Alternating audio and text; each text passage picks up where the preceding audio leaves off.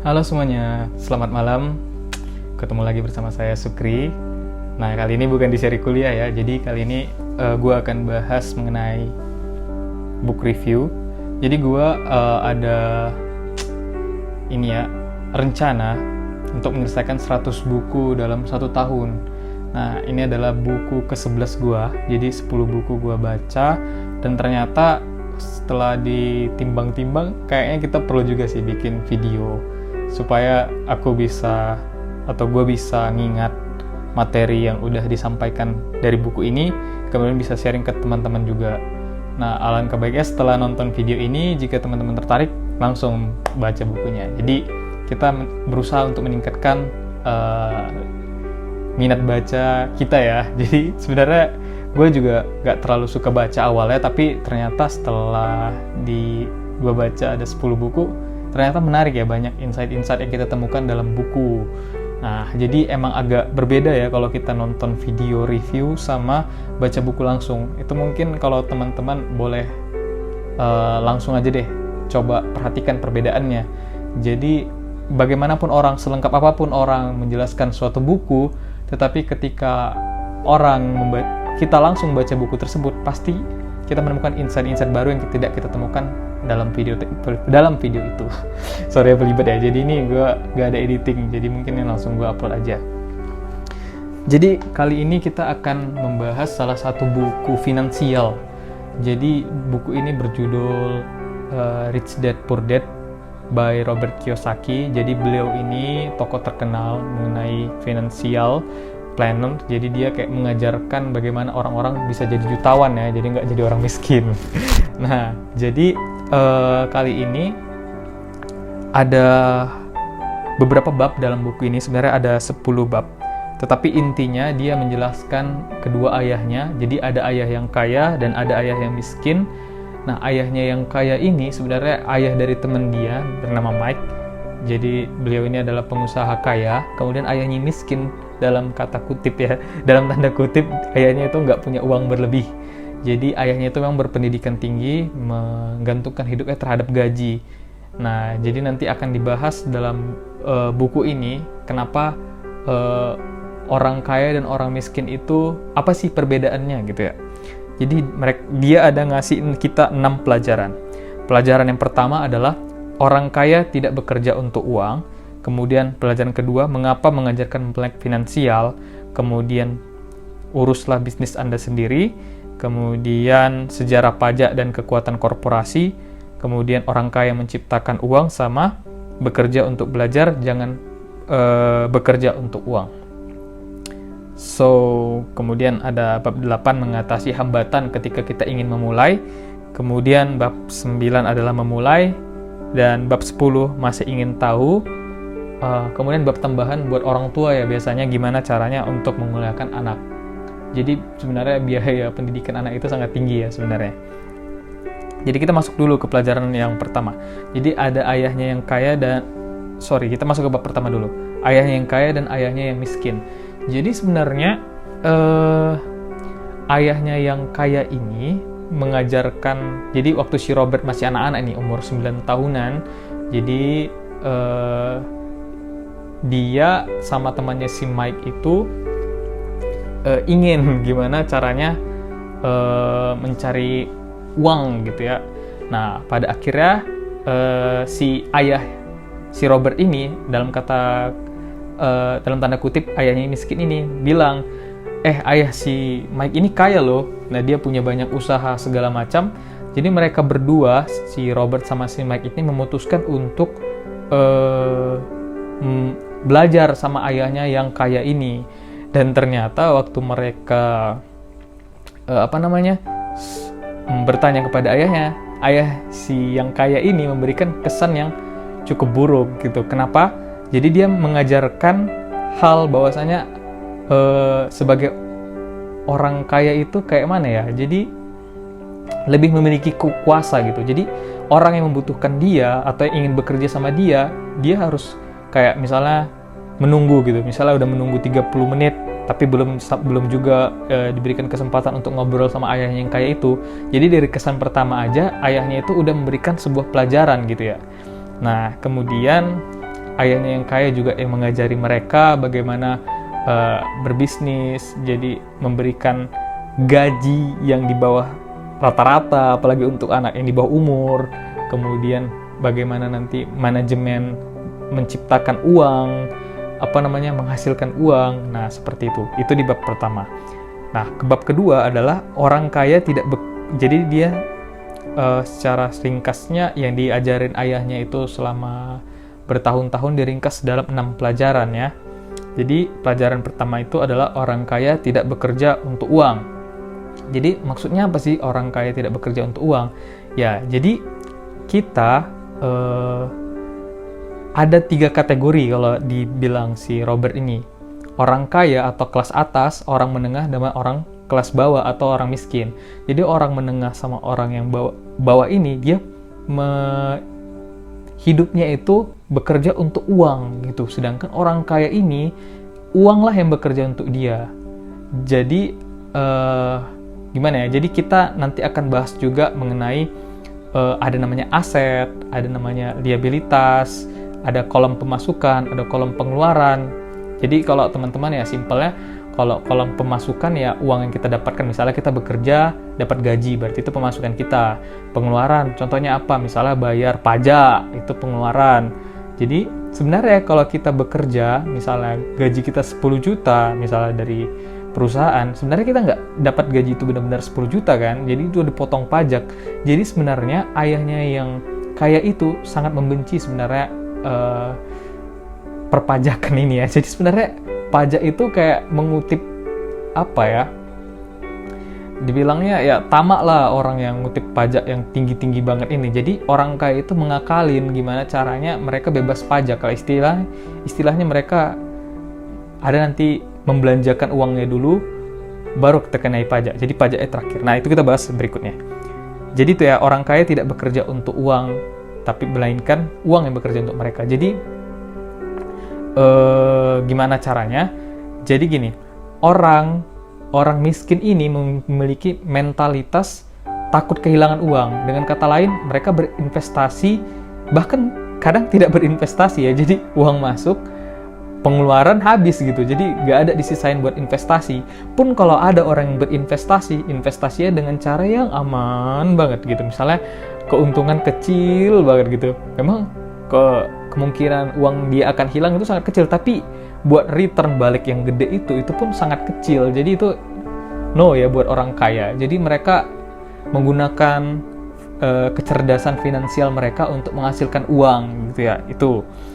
Nah, mungkin aku akan jelaskan sedikit deh mengenai apa itu aset, apa itu liabilitas. Mungkin kalau pertanyaan, rumah itu aset atau liabilitas? Nah, bagi orang yang istilahnya miskin, mereka menganggap rumah itu adalah aset. Tapi sebenarnya bagi orang kaya menganggap rumah itu liabilitas. Jadi apa sih secara sederhananya aset dan liabilitas? Adalah aset, dia yang menambahkan di kolom pemasukan kita. Jadi dia masukin uang lah istilahnya ke dompet kita, ke pemasukan kita. Sedangkan liabilitas adalah yang merogoti dompet kita atau merogoti pendapatan kita. Jadi keluar tuh uang dari dompet kita. Nah, coba kalian teman-teman pikir, kalau misalnya kita punya rumah, kan kita butuh biaya perbaikan, perawatan rumah. Nah, itulah yang sebenarnya semakin mahal rumah kita, sebenarnya pengeluaran yang kita keluarkan untuk rumah itu kan semakin gede. Benar kan? Ya benar.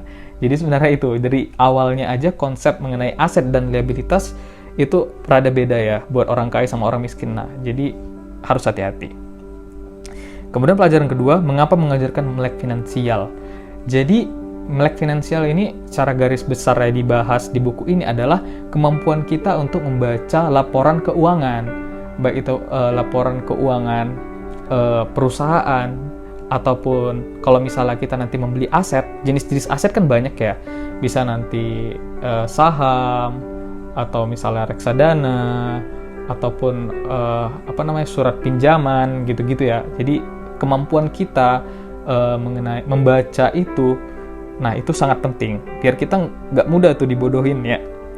Kemudian uruslah bisnis Anda sendiri. Jadi sebenarnya kalau teman-teman perhatikan, kita bekerja di suatu perusahaan ya, kita bekerja nih dari jam 8 sampai jam 5 sore, kita dapatkan gaji. Sebenarnya kita ngapain sih? Kita sebenarnya mengurusi bisnis orang lain. Benar nggak sih? Benar. Misalnya aku kerja di suatu perusahaan, bisa kita bilang IT lah contohnya. Nah, jadi misalnya aku bekerja di Google gitu ya. Nah, jadi aku bekerja di Google itu sebenarnya aku bukan mengurusi bisnisku, tapi aku mengurusi bisnis orang lain, di mana aku menginvestasikan waktuku bekerja dengan maksimal, berpendidikan tinggi itu untuk bisnis orang lain, di mana nanti orang yang punya bisnis itu sebenarnya yang makin kaya. Kitanya ya gajinya ya mungkin lebih tinggi lah, tapi ya waktu adalah aset yang paling berharga yang kita miliki ya, aset sama ini, kemampuan kita berpikir. Nah, jadi kalau misalnya waktu kita udah habis, menerima gaji yang nggak kita investasikan ya sayang gitu ya, jadi gitu. Jadi sebenarnya kalau kita lihat jenis bisnis ini sebenarnya banyak ya, bisnis ini jenis-jenisnya. Ya tadi contohnya adalah kayak surat ini,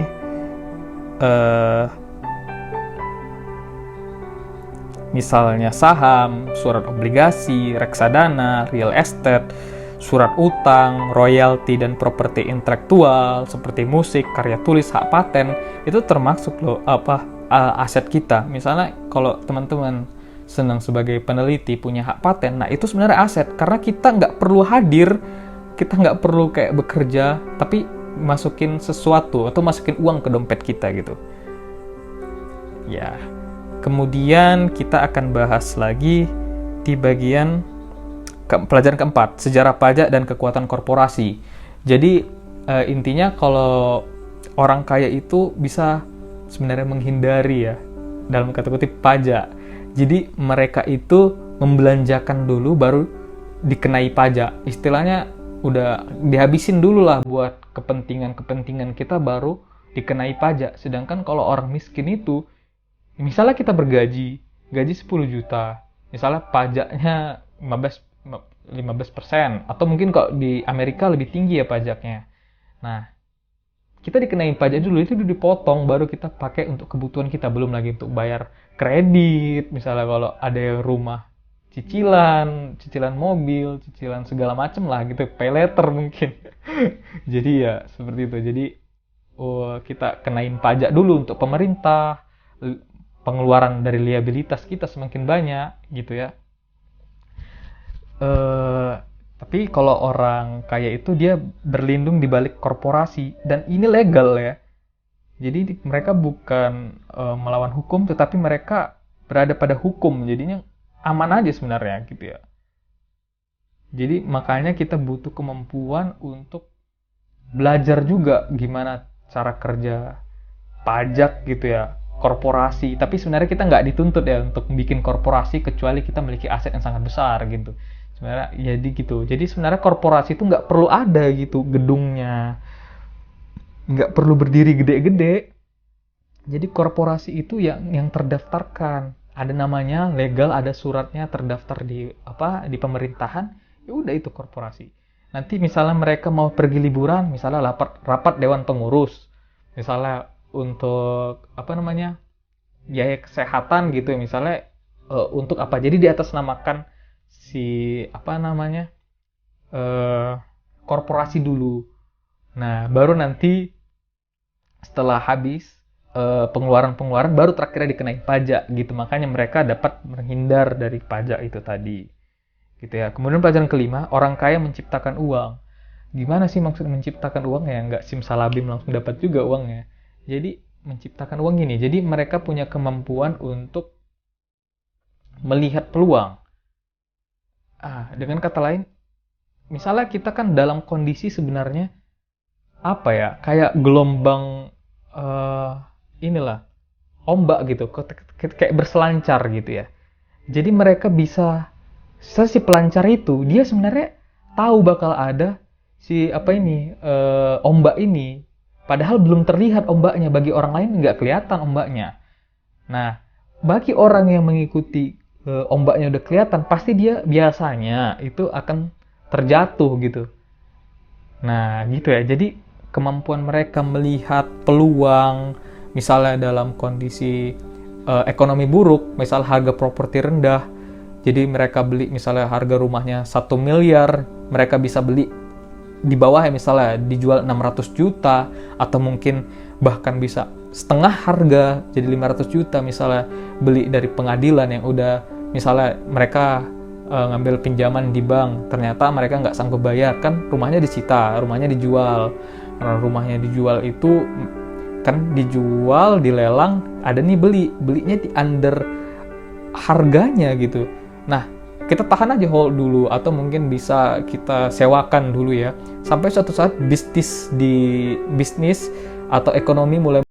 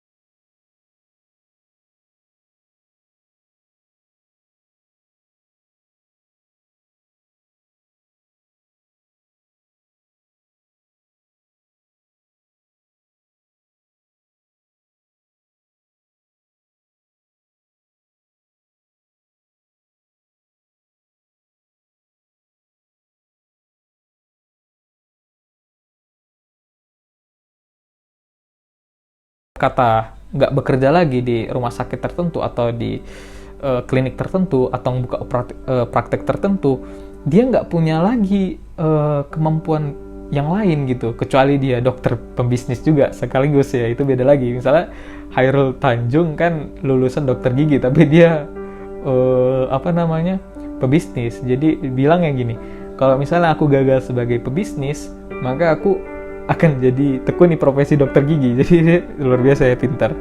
Nah, jadi ya gitu. Jadi kita bekerja untuk belajar. Jadi kalau bisa sih kita tentukan nih apa aja aspek di masa depan atau yang dibutuhkan, kayak top-topnya lah yang kita perlukan, misalnya kayak marketing, misalnya kayak investasi atau IT, atau mungkin kalau aku ya belajar engineering, ya nggak apa-apa kita masuk ke pekerjaan engineering. Tapi ingat, kita kalau bisa sebagai kayak Pak Luhut, kita generalis tapi oke gitu ya, dimana nanti itu yang kita butuhkan ilmu itu, karena kan aset kita yang paling besar juga selain waktu ya adalah ini otak kita gitu. Jadi jangan pelit-pelit lah kalau misalnya untuk mengembangkan kapasitas diri. Misalnya ya banyak sekarang kan media untuk belajar.